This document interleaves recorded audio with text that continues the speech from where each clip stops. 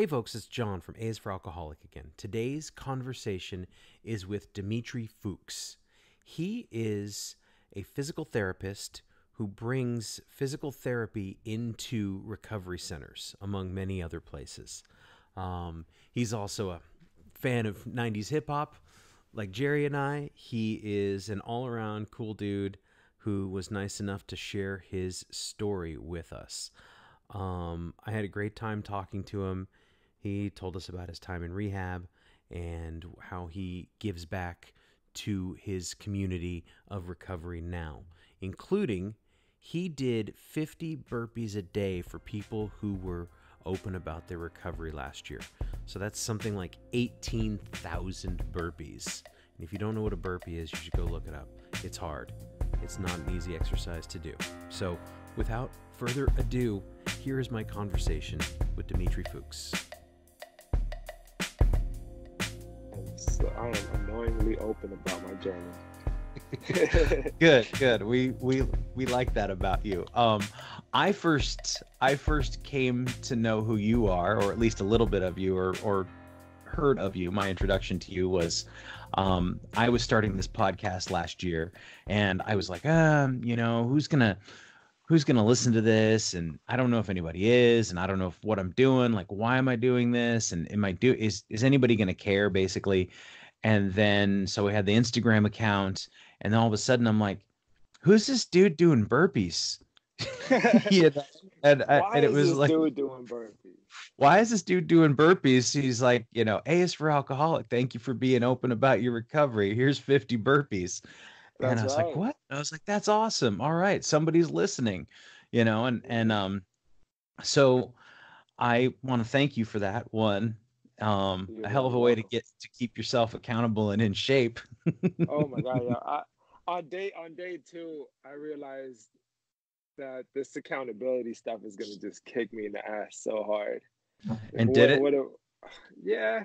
The burpees themselves aren't the difficult part. It's just 50. At some point you could just space them out and take your Mhm. time. They don't have to be hard. And I'm in decent shape. It was just the commitment to the daily, the Yeah. recording, the the posting, the conversations that happen. That's what the commitment was. It became a full-time job just to For maintain sure. the 50 burpees for a year, right? 1 year. Yeah, One that's year. awesome. Um, So I guess the place that I like to start is to ask you, how far back, when did you start either drinking alcoholically, or when did you recognize now alcoholic behavior in yourself, either as a young adult or hmm child? Mm, I guess I could, if we replace the word alcoholic with just addictive behavior, Hmm. I would stem it back to 7, 8 years old, where um, I I found the love for gluttonous behavior, and I just like to eat. It was Uh-huh. at a young age. I feel I developed some body issues where food just became a little comfort for me. If somebody asked me where I wanted to have my birthday, the answer would be a buffet. That's just what I wanted. Hmm. I mean, I could eat as much as I want, and the goal was to stuff my face. I was proud as how many plates I could pack. I went 4 rounds, Dad. I went 5 rounds. That was the behavior that now looking back, I recognize was not good behavior. Was not healthy behavior, maybe I could say. Hmm. The drinking and the drugging, if I may discuss some of that as well. Yeah. Um, that all started middle school. So at about 12, 13 years old, eighth grade, whatever that was, this kid just said, "Hey, you want to smoke?" And I said, "Yeah." I I didn't ask him what it was. I didn't. He just pulled out this little nickel bag of some brown bullshit and asked me if I wanted to smoke. And the Dare program went out my head. The all kinds of rationale and questioning went out. I just said, "Yeah." and he was the cool kid. I wanted to be cool, so I just said yeah. So we smoked after school, and that was kind of the start of it. Mm-hmm. Smoking weed in middle school. Smoking some garbage. I mean, that bag probably had more sticks and seeds than it did leaves, and I got caught the first time I smoked. I got in trouble the first time. I was off to a good start. I didn't get high, but I did experience doing something bad, and I enjoyed it. That Mm. sounds kind of weird, but Mm-hmm. I enjoyed the attention I got from the cool kids. I enjoyed the attention I got from this little rep I was creating. And it didn't really matter that I got caught, you know. And after that it was just pot and drinking. It wasn't so much I was addicted to pot or I was addicted to drinking, but it just became a lifestyle, you know, more frequently than not.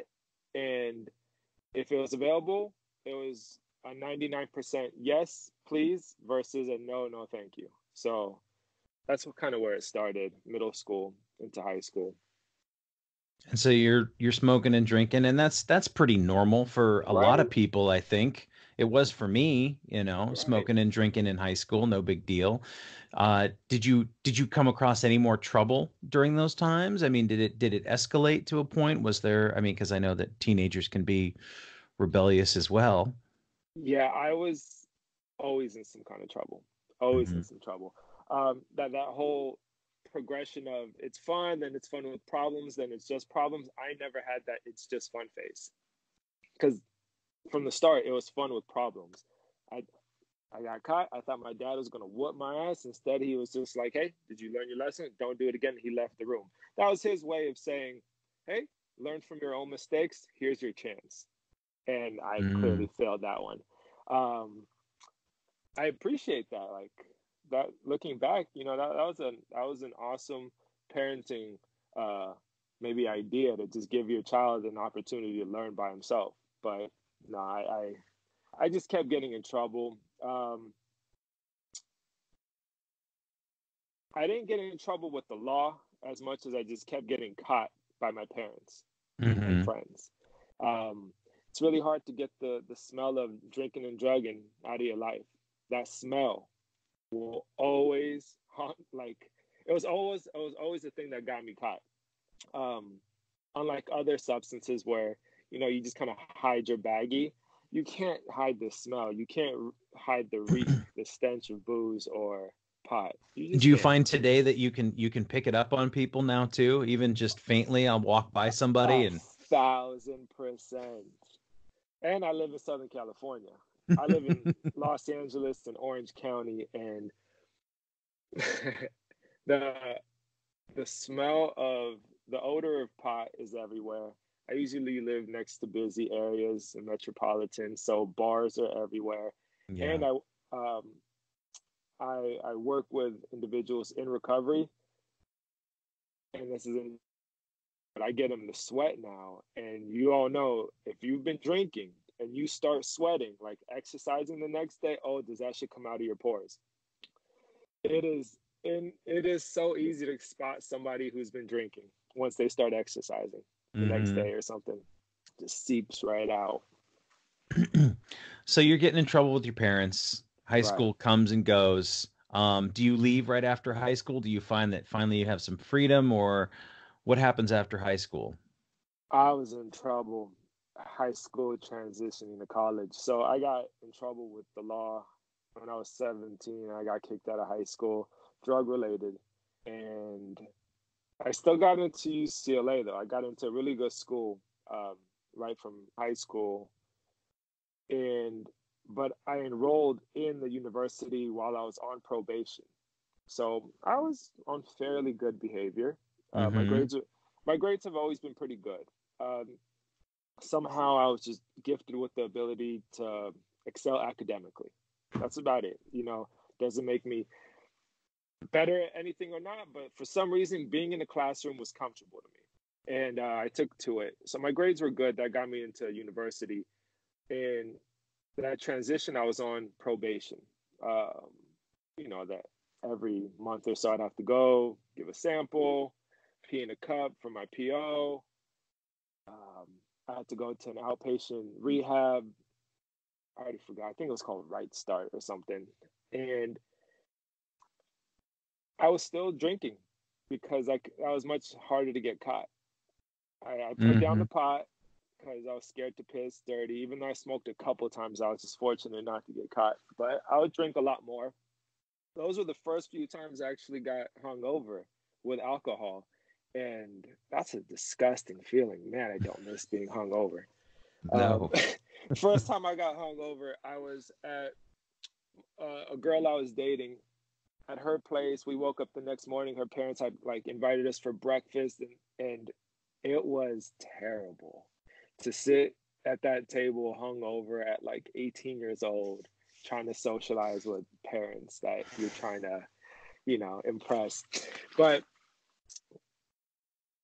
at 19 years old, I got off probation, and it all went south from there. The grades dropped, the frequency increased of drinking and drugging. So yeah, that was kind of how it went. You picked up right where you left off, as they say. Um, and did you, after probation ends, college, do you graduate from UCLA? Does that work out well? Does you have any trouble with that during that Oh, time? I had so much trouble. I had so much trouble.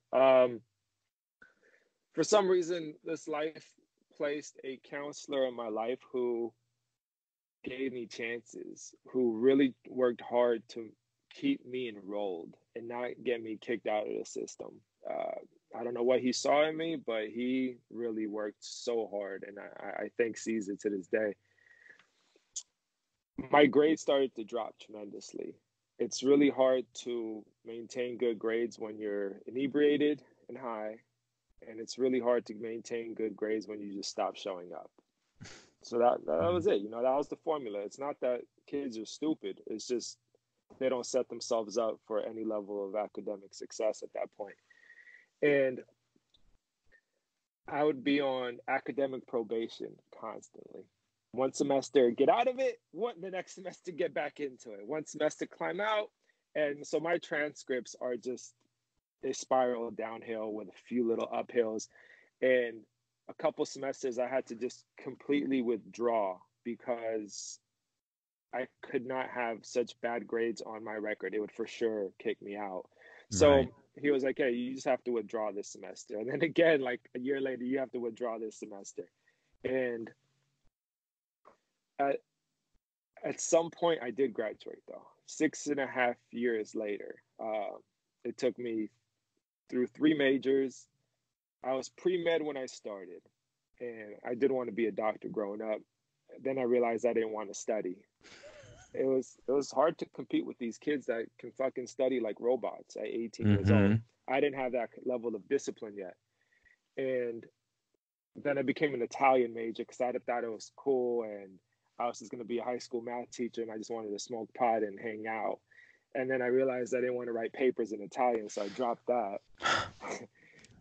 And then so I graduated with economics, and because it was the shortest possible major, and I was running out of units. And Caesar was like, "Hey, guy, you have to graduate." And I was like, "Fine, I'll be a math major because I like math." And he was like, "You don't have enough units to do math." It was like the longest major on campus. So economics it is. 6.5 years later, December 2009. Mm-hmm. Actually, I brought my grandmother home a letter directly from my counselor that said, "Congratulations, your grandson has finished." And because it was a shit show of like, is he ever going to do something with this? So I brought her a letter from him saying, hey, he finished.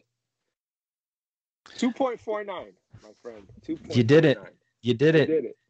Um, so after college, does drinking continue? Does it get worse? Does it, Yes. um, Sorry to interrupt. Go ahead. no. I was just gonna say, where do you find yourself after college? After college, it kept spiraling because toward the end of college, it was already spiraling. Let's say the last 2 or so years, the the amount of time I spent either high or drunk was most of the day. Some base level. It wasn't always being shit faced, Mm-hmm. but there was some base level of intoxication with whatever substance. And toward that time, it became a lot more um, heavy opioid use. It became, I started like low key peddling OxyContin because there was a little bit of a demand and I wanted it for myself. And we all know how that goes. You find yourself a cheaper route by getting a couple people to join in, and then everybody disperses the cost. So I got into that, and now it's just a downward spiral. And when I graduated, I was full blown. I was, without sugarcoating it, let's just say I was a junkie. I was just a junkie. Mm-hmm. And 2000, that was 2009. And then in August 2010, August 4th, I finally got clean. So that was about 9 more months of just immoral, just insane behavior that I never thought I'd get to. And now I was a tough patch. I was a tough patch because on so my grandmother is very influential to me. She had a very big role in raising me, and I shared a room with her for about 20 years, almost 20 years. And she passed away on my birthday on May 3rd, and that just sent me into a deeper spiral. And on August 3rd, my family took me to a hospital detox because I was done. That's just before that, that was the first time I actually asked for help. So I stopped my dad in the hallway, and he was like, I was like, hey, please help me. I can't do this. I've tried on my own for years. So I took it seriously on August 3rd. August 4th is my sober date. August So 4th, I checked, 2010. yes, 2010. Because August 3rd, I woke up and I just did everything I had from the night before and then checked in. Yeah. So they helped you, your dad helped you get into a rehab or get into a hospital? Absolutely. My so my parents are very important here. My sister was the one that initiated all the conversations. My sister is 9 years my senior, so that's another mother to me. And I told them all, and within a couple of days, I saw this phone number laying on my coffee table. I just had a name and a number, and that's the intake coordinator from a addiction treatment center in Orange County. So my sister kind of got all that going, set that up. I just said, please get me out of Los Angeles. So they found a place in Orange County. It was about 65 miles south, so not too far where my parents can come and visit, but I was not in my stomping grounds. Right. Yeah. And so how long were you there for? Was it like a 30-day program or? Mm-hmm. It was a residential treatment center. So Okay. they most of them have this whole 30, 60, 90 option. I started at 30. On day 23, I called my dad and I was like, I'm ready to go. I was all good. I was not the role model client in the sense that I did work, but I was the role model client in the sense that I didn't cause any trouble. I stuck to myself. I wasn't willing to put in any work, but I also had no interest in causing anybody trouble. So I Right. just kind of a fly on the wall kind of deal. And on day 23, I was like, after 2 weeks of just hard kicking, it was terrible.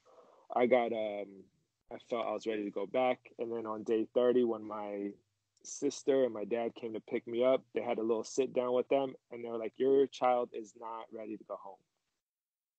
And that's a fact now that I learned that 30 days of improved behavior does not change 20 years of ingrained behavior. It just doesn't.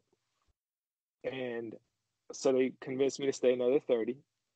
And on day 54, my parents came to visit and they took me to dinner. And I asked them, can I stay for 30 more days? Because I was at that point, I was willing. I was really willing to change my life around. And I knew I needed to stay around those people. And that was a lot to ask of my parents. We we've never had financial security. We've had what we needed, but to ask my parents to, hey, can you please find another thousands of dollars to have Hmm. me stay for another 30 days? This shit is not cheap. Yeah. Now I hope they believe that that was a really good investment, but it's really hard to ask for another 30 days, but I felt I needed it. Uh, so I stayed for 90 days. And then toward the end, I knew that in these treatment centers, they sometimes hire from within. You know, they'll give an opportunity to somebody that's gone through them. They'll give them their first get well job to drive the druggy buggy around or something, clean the house. Hmm. And I was walking around like, please, I hope they ask me. I hope they ask me to stay around. And 7 a.m. morning meeting, the program director, we were walking outside. The meeting finished at 8 a.m. And he was like, hey, you want to stick around? And I remember that morning, I was like, yes, yes, yes. I want to work for you guys. I just want to stay around. I knew that I had to surround myself completely. I had to engulf my life um, with sobriety and recovery related anything, because otherwise you get good at what you do. And if I was going to go back home and just do more bullshit, I was going to get good at bullshit again. Hmm. So I wanted to get good at recovery. I wanted to get good at sobriety, whether that's a skill set or behavior, I don't know. I just wanted to be good at recovery. I think So it's both. yeah, there you Yeah. go. So I stuck around for another 8 months working at a treatment center as a resident director, is the fancy term, or just a house manager, depending on who I talk to or what letter I'm writing. It's either Right. house manager or resident director. Hmm. And that was a very interesting experience. 8 more months of trying to wake drug addicts and alcoholics up at 6 a.m. to make them get to a 7 a.m. meeting, because I also have to drive them. I have to make Can't. sure they do their chores. And I'm a 25-year-old kid trying to tell a 60-year-old alcoholic or a 34-year-old convicted felon. I had a co-ed house with 6 to 10 people, and it's like, who am I to tell them what to Hmm. do? Plus, I only had like 3 more months of sobriety on them. It's not like I know anything, but you know, But that's your I job. right, and I walked around like I knew what I was talking about. For them to respect me and kind of do what I asked them to, I had to show them a level of respect, show them that, hey, I really care about you guys, and things flowed a lot better. So you do that 8 months. Where do you go next? I mean, what is the now that you have, at least in your mind, gotten a little bit of sobriety and a little bit of recovery, and you're actually ensconced in it? Do you go looking for a job in the recovery realm right away, or was there something else? Um, I so at 11 months, I was ready to get back to Hollywood. I was ready to get back to a fun environment. It got real boring out here, and Uh, and yeah, I just wanted to get back to LA, but I didn't know what I was gonna do. I just realized I was gonna go back to school. Again, that's kind of my safe place. mm-hmm. Classroom, a library, whatever, campus. So I just went back to school, started taking classes again. I knew I had to raise my GPA if I was ever going to go to a graduate program. What did I even do? Oh, I went back to a marketing job, and I realized I quit within a couple months because something inside me has changed. Everything that I do had to be for the greater good of something. And I quit because I was like, the fuck am I doing promoting clothes? Like, yeah, clothes are cool. And I really dug the people I was working with, and I supported that movement. It was a great brand.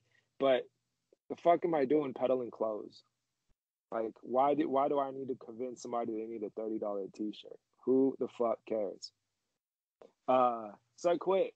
I also couldn't compete. I couldn't like keep up with the new age of marketing where, everything has to be electronic and social media. And I am not that guy. I'm learning, but I was not Mm-hmm. that guy.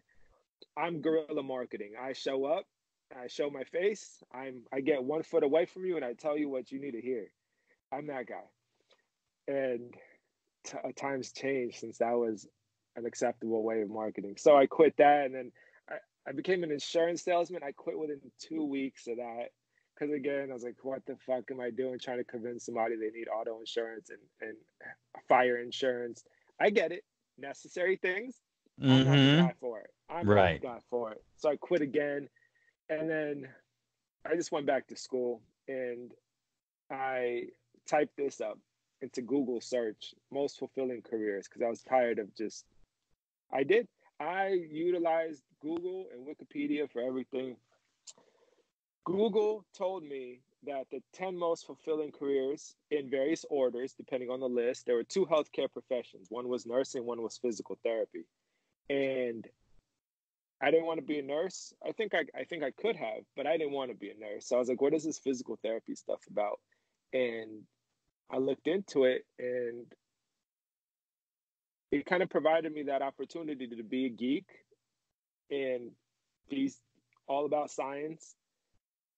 And it gave me an opportunity to practice healthcare. So I was like, all right, I like working with people. I like the physical aspect of life. So I'm going to look into it a little bit. I also realized that I wanted to work with people with substance abuse because that I found that the most fulfilling career or job I ever had was working in recovery. Mm-hmm. It was so fulfilling to be amongst my people. Like whether they're relapsing or staying straight, I felt like I had a place there. I had some input. So I was like, how am I going to get back there? I don't want to be a counselor, nor do I want to drive a druggy buggy for years. So I realized I'm going to bring my own skill set and become a physical therapist and bring physical recovery to treatment centers. That's going to be my way in. So you You know, created your own job. You created your own path back to recovery or working with people in recovery. very fair to say because I didn't know Because a single person doing that. and I think we when we talk about recovery, we often talk about the physical or not the physical, but the mental and the emotional recovery of getting your life back together, of mending relationships with people. Um, and I don't always hear a lot about the physical aspects of it, about the level of destruction that I did to my body. Was huge, and it never occurred to me in all the times that I was drinking that about being healthy, about being active, about worrying about my posture and alignment and weight gain and weight loss and trying to just stay healthy because the older we get, our bodies just, I mean, they just get older, and so they require maintenance. Like one day at a time, man. You got to get out there and do what you got to do to make yourself. But we just don't talk about the physical aspect of recovery as much, So and so you I think you that's you great. did a great job highlighting just the natural aging that happens. That's just, everybody has to take some interest in their physical health because that's just a natural part of aging and deterioration. Now add the life of destruction we lived. On day one, when we decide to get right, we are not the epitome of physical health. Hmm. The lifestyle of addiction wreaks havoc on the body. Alcoholism wreaks havoc on the body. So why is somebody not addressing that as a component of care? It's not the solution, just like therapy isn't the solution. It's just a piece of this interdisciplinary approach to a, let's say, multifaceted problem. So I Hmm. just want to be a team player on there because I have insight that can help.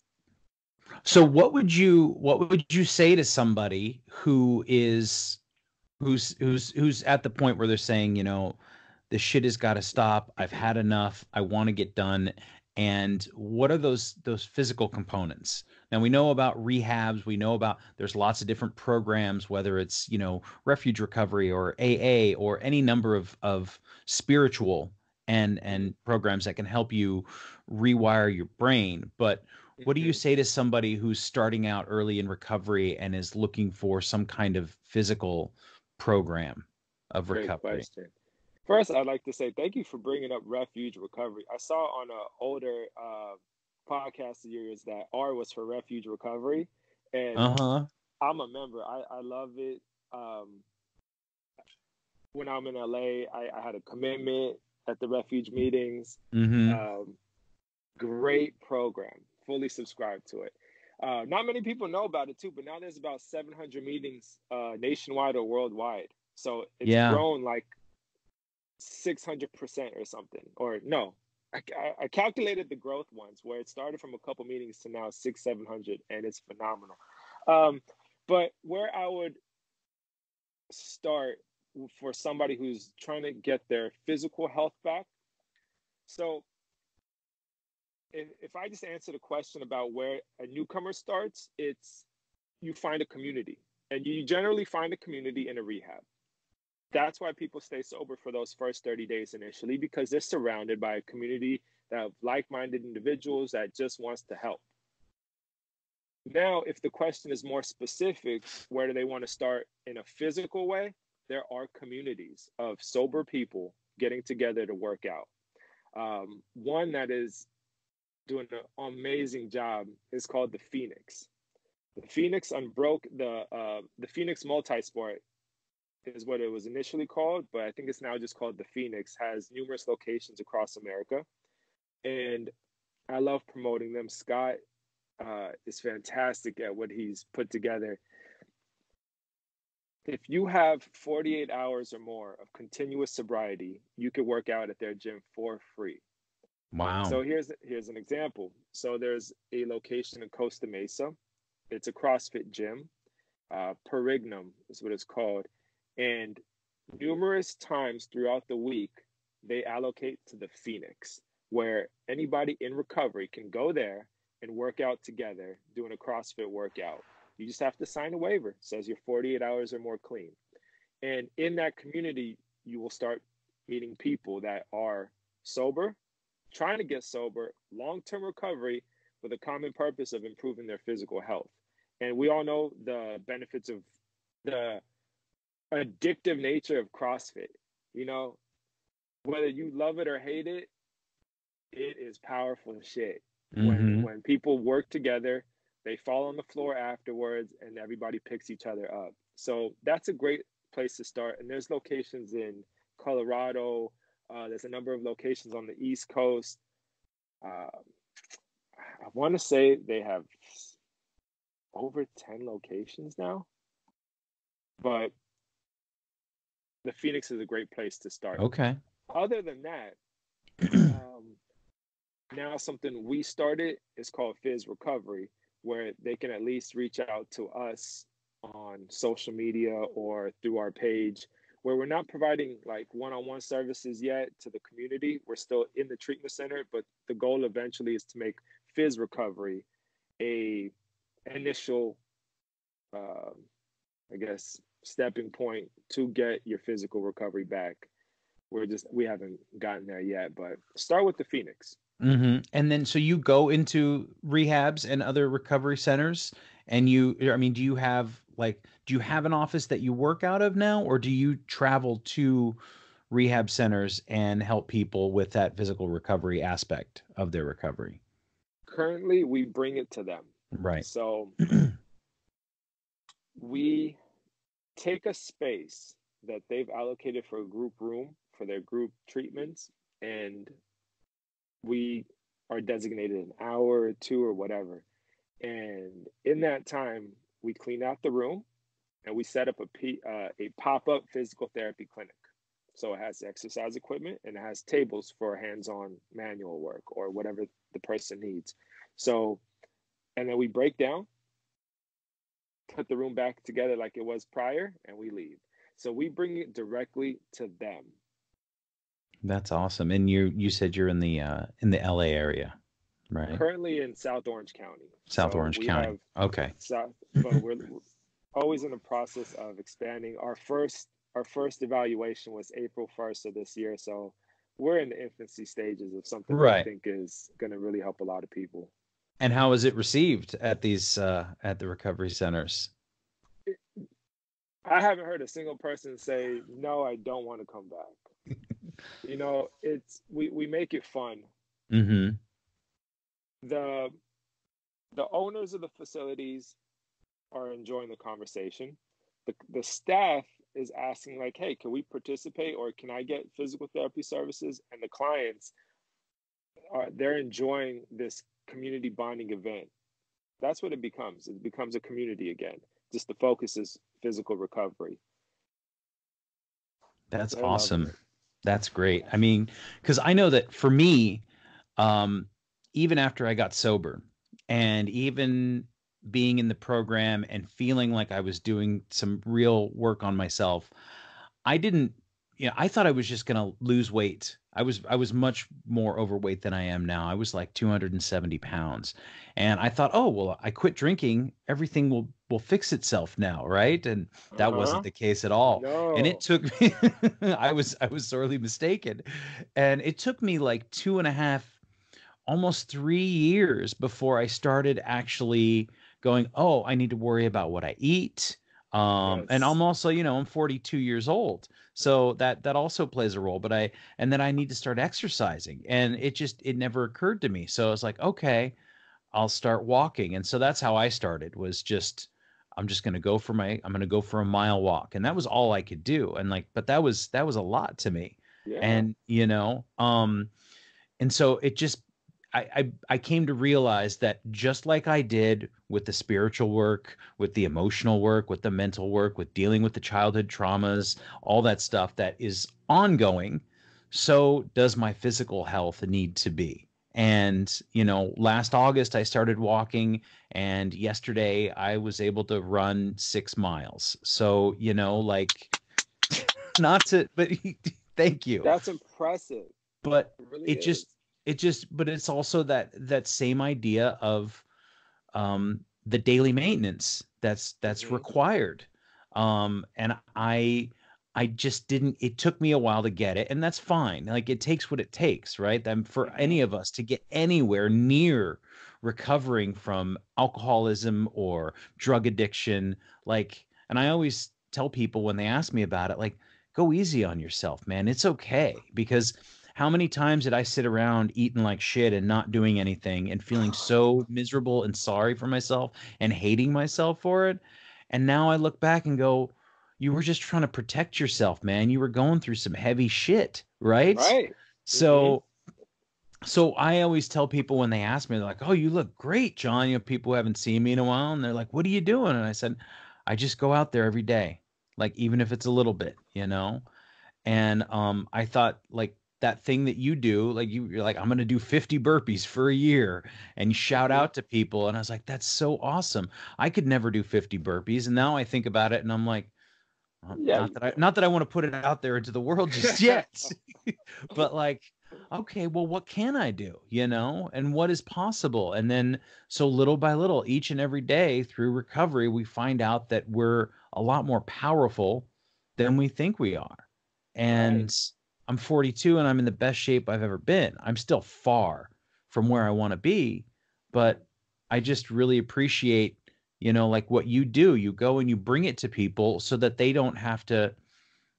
There's there's so much wallowing that can happen even in recovery, when you don't get the, I know I didn't get the big pink cloud and the spiritual epiphanies and all Right. that kind of Right. stuff. And so it's easy to be like, oh, well, this is my life now. This life sucks. I guess I just don't party and have fun anymore. And it's like, oh, but someone like you comes in and says, hey, no, you can be active, you can have fun. Your Hmm. body is this amazing thing. And Right. uh I guess, one thing I would like to ask is what is like your daily program of recovery too? Not just physical, but Right. Um, at one point in early recovery, my program was as many meetings as it can go and Mhm. as many phone calls as I can make. Now it's completely changed, um, in the sense that there are more moving pieces. So I think it's very common to hear somebody ask, "Well, what's your meeting schedule like?" Like, "Oh, you're only going to two a week? Oh," and then you get shamed for only going to two a week. Like, fuck, yo, I got shit to do. And then, so I at one point started only going to a couple meetings a week, and then at one point it was just one solid ass meeting though, man. Like I got so much out of that meeting. It was Friday night. It was a culmination of my week. There was a half hour meditation before the meeting, and then a full hour of a meeting in a at the Dharma Zen Center. So it was therapeutic as fuck. One powerful meeting. But what's the rest of the week like? Almost everything is about recovery. And I've made it that way. So it's just various things. A, my professional mission is to work with individuals that are like us. So every time I make a connection or I speak with somebody or I work toward it, that's my recovery. That's my program. Yeah. If when I was in physical therapy school, I didn't go to many meetings. It was a lot more studying. But what was the intent? The goal was to bring that into the sphere of addiction and alcoholism. So that's a part of my program. The social media engagements, the accountability I had on Instagram or whatever, that's a part of my program. Every day I made numerous connections online, um, to see how they're doing, or they ask how I'm doing. And again, that takes time throughout the day. The level of spirituality and gratitude, the prayer meditation, that's just a part of the day. Whether that's, I mean, my room has always, since 30 days, no, since 110 days clean, I think, I took the TV out of my room and I put a cushion in. So meditation and prayer, whatever, that's just a part of the morning routine, part of the evening routine. Um, Other than that, I don't have any other moving pieces that are recovery specific. That's still a But lot. but then again, um, I talk about it a lot. When if I meet somebody and it's an opportunity for me to tell them I am sober or ask them about the conversation or topic, I do it. I think it's important for us to be willing to share our stories as often as possible, given time, place, context, whatever. Um, you don't want to be the annoying person in the room at all times. But if there's a window of opportunity, be your best advocate. And so I talk about it. So that's what my recovery is. It's instead of it's instead of answering the question of what does my um, recovery consist of, I just say my life is recovery. Yeah. It's just all encompassing. Yeah. Yeah. Um, what do you struggle with right now? Is there anything that you're struggling with right now Food. today? Fuck. Yes. Damn it. Like I I'm a There's a lot binge of good eater. donut shops down there, isn't there? Oh my God. And I hate donuts. I've never eaten a donut and felt better about myself. I've never eaten a donut and said, True "Oh, words. man, life is so much better now." It's the same way with Chinese food for me. Mm-hmm. I have never eaten I don't think I've ever eaten some I've never eaten Chinese food with in a good mental state. I don't know. But it's Yeah. food. Hmm. I struggle with food still.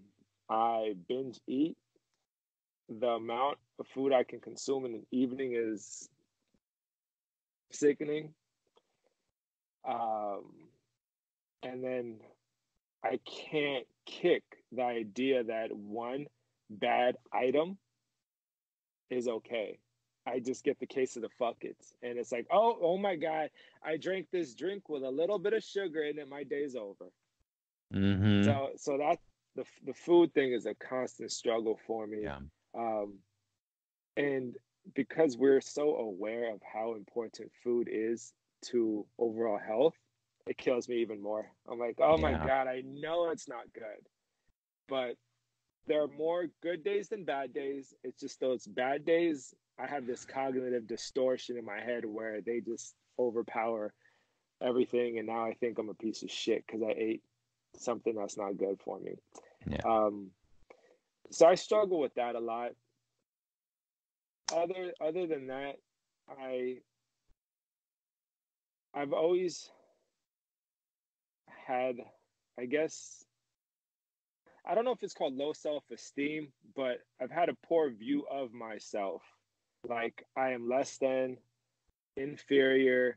What I do is not good enough. What everybody else does is better. Um, Everybody's life is perfect. Only a few of us are struggling. So I have that I deal with on a regular basis. So I'm human, y'all. I Yeah. I I am very human in that sense. I try to Yeah. present well and inspire hope, but if they ask me to get real, I'll tell you, man, life is fucking hard. Yeah. So yeah. Yeah, it's true. I mean, it's easy for us to, especially with social media and all that stuff, to see everybody and think everybody's doing great, and Mm-hmm. we're the only ones that are having a tough time of it. But it's hard for everyone. I mean, Mm-hmm.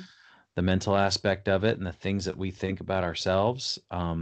Yeah, I feel the same way, man. I really do. When I think I about, hope oh, it's more not good people enough. share. I hope more people share about it. Look at it this way: like when you go to a 12-step meeting or refuge meeting, whatever the meeting, why are the people there? It's because at some point life was really hard. So the common bond, the initial connection is suffering, pain, struggle. They're not there because life was great. They're there because life was shit. Yeah, So that's a there's the great point. initial connection. Um, so why do we lose sight of the struggles and just always show the positive? I don't know. It's a tough question. It's it's hard to figure out how to best approach it, but as long as we're open and willing to share, I think that's a great Yeah. start. And then one last thing, is there Sure. what is the one best piece of advice you can give to people in recovery, who are looking to get their physical health back on track? Take it easy and be consistent. If you go to a if you're 1 day clean, I think very few people would benefit from trying to run a marathon right away. And that's where we start, Yes. right? Yeah. You go to a recovery center and they give you a gym pass with no instruction. What do? You have no clue. So just take it easy, but find something you can be consistent with. The best form of exercise is the one you're willing to do. Um, that's good. Running is not for everybody, but if you're willing to run, I'll support you. If you want to just lift some heavy ass shit and grunt, go for it. Because I don't see, because why convince you to do Pilates if all you want to do is throw heavy shit around? Yeah. The best form of exercise is the one you're willing to do continuously, on a daily basis, etc. And then yeah, take it easy from the start. Your body has to recover, and especially if you've put yourself through the ringer for years on end, give your heart some time to recover in the beginning. Start with slow walks. Start with walking, um, light yoga, light aerobic activity, light weight training. Just keep it light for a period of time. Yeah. Yeah. That's awesome. I love that. That exercise, you said the one that you're willing to do every day. The That's the best best one. exercise is the one you're willing to do. Patients ask me that all the time. What do you think about yoga? And my answer is, are you willing to do it? And if the answer is I don't know, I'm like, well, that's not the one for you. Yeah. Um, Um, that's awesome. I Thank you for your time today, man. I really appreciate this. It's awesome to meet you. Oh, it's a Um, pleasure. and I love talking about this. So I appreciate you very much for doing Very this. welcome. Very welcome. So, I wanted to say a couple things about yes, on my drive this morning. I listened to the last podcast about the letter W, yes, and you guys started the conversation with the Booyah tribe. yes, we did. And it's just shit you don't hear very often. Um, and Oh, at one point, I was like, "1 second, are they referring to the same rap group that I think they're referring to?" yeah, I believe And yes. I've been a hard rap fan since I was 8 years old. Wu-Tang Clan fucked my life. Uh-huh. I have a Wu-Tang piece on my left thigh. Mm-hmm. And so I was like, oh, the W for sure. But so Mm-hmm. you guys started talking about Booyah Tribe and what it stood for. And I was like, you know what? I actually don't know what it stands for. I know that it's written as T.R. like an acronym. And I Mm-hmm. looked it up. So tribe stands for Too Rough International Booyah Empire. I was not going to remember that. Too Rough International Booyah Empire, according to Wikipedia. But Well, thank Wikipedia don't you. lie. That's awesome. Yeah, man. We just talk about what we like, what we talk about, you know. So, but thank you Right. for looking that up. That's awesome. For sure. For sure. Um, right on, Dimitri. I appreciate it. And cool. Well, I if people want to find you on Instagram, you're at is it Dmitry Foox? Yep. All right. DMITRYFOOX. So that's the Instagram, that's the Facebook. Um, yeah, reach out to me there. Cool. I like to believe I'm fairly responsive. Well, cool, man. I appreciate your time. All right, take care, y'all. Thanks again for listening. Our music, as always, is by Neglect. You can find more of his stuff at neglect.bandcamp.com. And you can find us on all social media platforms that matter: Instagram, Facebook, and Twitter. And you can reach us at aisforalcoholic@gmail.com. Talk to you later. Yeah.